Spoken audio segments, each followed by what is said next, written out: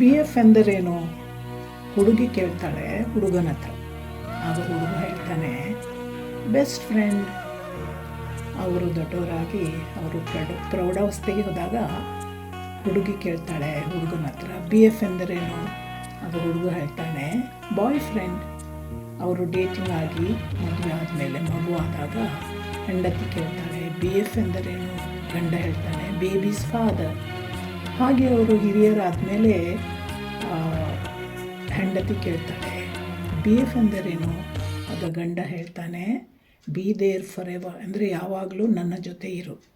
ಹಾಗೆ ಅವರು ಗಂಡ ಅಸ್ವಸ್ಥನಾಗಿ ತೀರಿ ಹೋಗುವ ಮೊದಲು ಹೇಳ್ತಾನೆ ಬಾಯ್ ಫಾರ್ ಎವರ್.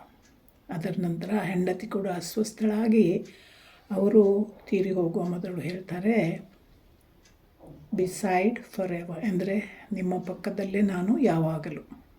ಬುಧವಾರ ನೇರ ಪ್ರಸಾರಕ್ಕೆ ಬನ್ನಿ, ಮಾತಾಡೋಣ. ನನ್ನ ಚಾನಲ್ ಸಬ್ಸ್ಕ್ರೈಬ್ ಮಾಡಿ.